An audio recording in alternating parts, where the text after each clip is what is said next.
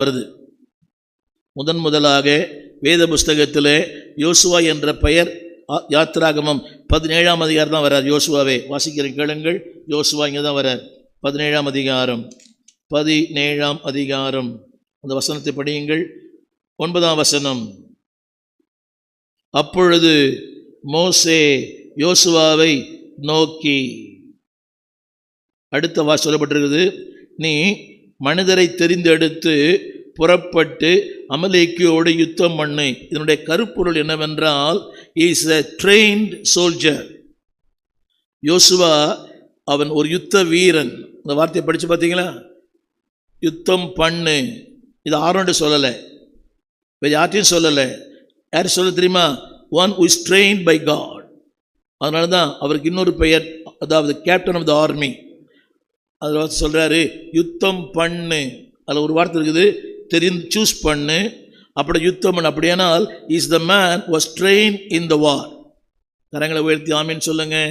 ஆண்டவர் உங்களை என்னையும் ட்ரெயின் பண்ணித்தான் ஊழியத்தை அமைச்சிருக்கிறார். அது சின்ன ஊழியமாக இருக்கலாம், பெரிய ஊழியமாக இருக்கலாம். It may be Sunday school, it may be youth meeting, it may be a prayer. ஏதோ ஒரு ஊழியம், ஒரு ஒர்ஷிப்பாக இருக்கலாம். கர்த்தர் உங்களை என்னையும் ட்ரெயின் பண்ணித்தான். அது 2 வார்த்தை இருக்குது. தெரிந்து கொண்டார், அனுப்பினார், யுத்தத்துக்கு நம்மை ஆயத்தப்படுத்தியிருக்கிறார். அது இன்னொரு சொல்கிறாரு, நான் உன்னோடு கூட நிற்பேன். கரங்களை சொல்லுங்க, நிற்பேன்.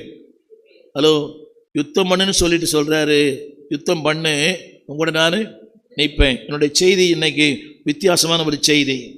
அதில் போடுறீங்களா இந்த தம்ப்லைன்? அதில் அறியப்படாத ஒருவன் அங்கே இருக்கிறார். அவர் தான் ஊர். அவர் பேர் என்னது? ஊர். இதுவரைக்கும் நாம் பிரசங்கம் பண்ணதில்லை, நான் பிரசங்கமும் கேட்டதில்லை இந்த கேரக்டரை பற்றி. அதுதான் எனக்கு என்ன சொல்ல வந்த வார்த்தை. ஒன்ஸ் அகெயின் இந்த தம்ப்லைன். அறியப்படாதவனை சத்தமா, அறியப்படாத ஒரு மனிதன். ஆனால் இவன் இல்லை என்றால் அன்றைக்கு வெற்றியே இல்லை. நல்லா கவனமாக கேட்கணும். இவன் இல்லை என்றால் அங்கே வெற்றியே இல்லை. திரும்ப சொல்லுகிறேன், ஒரு வார்த்தை போட்டிருக்குது, எங்கும் பேசப்படவில்லை, நிழலாய் வந்தான், மறைந்தான், ஆனால் வெற்றிக்கு சொந்தக்காரனாய் வாழ்ந்தான். இல்லை சொல்லுங்க, எங்கும் பேசப்படவில்லை. சத்தமா, இது உங்களுக்காக தான் பேசுகிறேன். நம்மளை பற்றி யாரும் பேசுறதில்லை. யார் பேசுகிறாங்களோ இல்லையோ, பரலோகம் நம்மளது பேசும். உங்களுடைய கிரியைகளை பற்றி பேசும், உங்களுடைய ஊழியத்தை பற்றி பேசுகிறோம். நீங்கள் அநேக உதவி செய்கிறீங்க, அதை பற்றி பேசும். அநேக ஜெபத்தில் தாங்குறீங்களா, அதை பற்றி உங்களுக்கு பேசும். இப்படி சொன்னால் புரியும். ஃபர்ஸ்ட் லைனில் இருக்கிறவங்க